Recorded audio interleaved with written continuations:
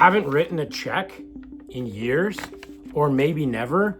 Well, today's video, I'm gonna walk through why this still matters. There are some places that still you can only write check. For example, you're paying your rent. They still accept checks. Maybe you're going to a farm auction. Some of us still do that. They accept checks. We're gonna walk through how to write a check step by step so you know each area of the check, how to fill it out. This is gonna be a step-by-step video. And by the end of this, you're gonna be so confident, you're just gonna wanna write checks pretty much all the time. Don't wanna mess up. I can't lose your love. I can't get enough. And I'ma keep my heart right by my side. Yeah, I can act tough. Maybe you're as old as me and you've been around since forever, basically. You see, I was born in the late 1900s. And in the late 1900s, we still used checks. I can remember as a kid going to the grocery store and my mom writing a check for groceries. You'd go up, they'd ring everything in, and they would pull out a check. And actually, I didn't think this happened anymore, but recently I was at a Food Basics in London, Ontario, and there was a lady in front of me that wrote a check because she has an account there. And so maybe they have extra measures in place now where they make sure that those checks are still good. But it's important to know exactly what needs to be on the check. What are some ways that you still use checks these days? Well, rent, like I said in the intro, maybe small businesses. If you work for a small business, they're gonna write you a check. There could also be school fees. A lot of government facilities, government institutions still use checks. My kids got a check from the CRA for their tax return. And so checks are still a viable way to pay other people. And now you might wonder, what is a check? And so what a check really is it's a transaction. It shows a piece of paper, and on the piece of paper is going to tell you who is getting that transaction. It's going to tell you the amount of that transaction. And to confirm that transaction, like you would put your PIN on a debit card, there's a signature. So to make sure that checks are done properly, you need to make sure that each of these areas are filled out correctly. Now, before we walk through the check, I'll throw it up here on the screen. I want you to know that you need to be careful with checks. So you don't want to be signing. There's a little location on the bottom of the check right here where you sign. You don't want to sign that and leave the check blank, because then that's basically given authorization for whoever you give the check to fill out any amount that they want.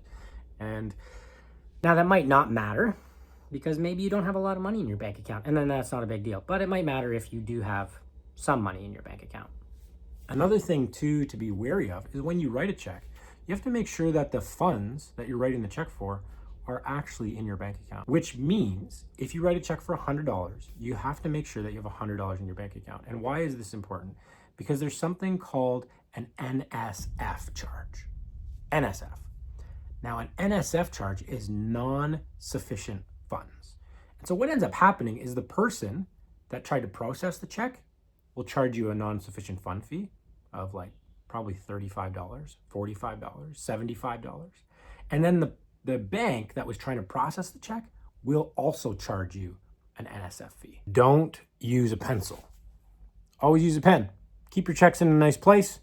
Make sure to always record your transactions, and that's it. All right, sorry about that. Make sure to use a pen. If you need one, here you go. So now we're gonna walk through what it actually looks like to fill out a check. So on your check, generally at the top left-hand corner is going to be your name. There could be your address there, your phone number. It all depends on if you get a personalized check or you just get a booklet of checks from the bank that are blank, and then you can fill in that information at the top. Now we're going to talk about the different areas of the check. So the first one says pay to the order of. So look at that line there, pay to the order of. Now the pay to the order of is the person you are paying. So if you're writing a check to your friend Jim, you're gonna wanna put in Jim's full name. So Jim Henson. You're gonna put Jim Henson's name in there. That's who you're paying to. Now the next thing you're gonna wanna look at is in the top right-hand corner. You have date. Now this date is very important because this is the date that they are allowed to cash the check past this date. So if you put a date of today's date, 2025, 04, 22, then they can cash that check anytime after that. If they try to cash the check before that, the bank or the credit union or the place they're trying to cash the check will not authorize that transaction until after that date. And so sometimes you can write what they call post-dated checks. And so a post-dated check is a check where you put the date further into the future. So you would do this for your rent. If you want to give 12 checks to your landlord, you're going to post-date those checks. So if you're paying those on the first of every month, you're going to put in 2025, and then you're going to put in the month, maybe 01 for January, and maybe the day 30. And then so from there on out, whatever day you want that check to come out on, or whatever day you've agreed upon, that check will come out on that date. Now know this, when someone processes a check, it actually takes a little bit of time for the transaction to go through. So if I was to bring this check to the bank today, cash it, depending on the amount that I have allowable, those funds may not be available right away. Bank rules are different for different people. You have to wait 9 days past the weekend for that money to actually be available. And so it depends on the bank you're with. Those rules may be in place. Those rules might be longer. They might say 15 days. They might say 12 days because they have to make sure that the money is in that account. And it all has to do with the communication between the banks, whether that money's been transferred over yet, whether it hasn't. It takes a long time. Anyway, make sure you get the date right. You want to make sure that you have, usually the check will have year, month, day, or month, day, year, or day, month, year. It will say DDD or DD for day, MM for month, and YYY for year, YYYY, sorry, 4 Ys for year. Okay, let's move on to the next part, the dollar amount. So you'll see a dollar sign, cha-ching. Now the dollar sign, that box can be just a blank white box. It also could be sectioned off where you'll have the cents and the dollars. So if you're writing a check for $25.25, in there you're gonna write 25.25. If you're writing a check for $2,500, you're gonna write 2,500.00. So that is the dollar amount. It's very important that you make sure that you put the points in or the commas in, the decimals in, the commas in, and the zeros or the change. That's what you're writing the check for. Okay? Okay. Now, the next line under that is a large flat line, and then it will say /$100.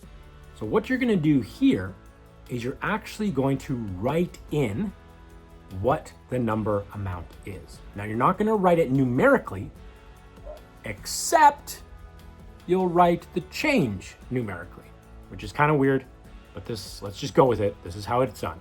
Let's go back to our example of $25.25. So on this, you would write dash. You're gonna put a dash in there because we need to know where the starting point is. Dash $25. You'll write that whole piece out, $25. And then you're gonna write a line to the end and you're gonna put in 25 for cents. So every time you write a check, make sure to look over each of these. Make sure that the name's right, make sure that the date's right, make sure that the numerical value is right, make sure that what is written in there is correct. below, there's going to be, it's either going to say like for, or it's going to say note. And in that, you can write in rent, water bill, new car, dog food, whatever it is. You can write a note in there, and that's for you. And then the far right side, there's a line, and usually a little X at the end of it, or it'll say initial or something like that. And so on that, what you're gonna do is you're gonna actually write in your name. You're gonna sign it. So you're gonna, and that signifies that the check is good. So in the top right-hand corner, there's gonna be a number. You might have your first check, number 1. So why do you have these numbers? Well, you can record this, and usually in a checkbook, there is a backing piece of paper that is like carbon copy. So as you're pressing your check in, it's gonna record that. And then you're gonna know when you look at your bank account and that amount of money has gone out, you'll know exactly what that's for, because the transaction will actually say what check number and who it went to. All right, so quickly, overview. Pay to the order of who you're gonna pay. The $sign, after that blank number, or after that blank spot, you're gonna put in the number numerically, like 25.25. The date, you're gonna make sure that date is written in there correctly. Then the line underneath the pay to the order of is the dollar amount written in words, except for the cents, right? So except for the change. So for $25.25, you're gonna write in $25. It doesn't actually matter if you write dollars, but most of the time you should write dollars. $25. And then 25 above that forward or backslash 100. Then on the bottom left corner is the note. And on the right corner is where you put your signature. It's pretty much everything that you need to know to write a check, and you'll be on your way to pay that rent, or maybe to pay grandma or someone else that takes checks. Hope you guys enjoyed this video. Make sure to keep watching as I walk through budget, investment, personal finance, RRSPs. I have so much content, but so little time to do it. Please keep watching.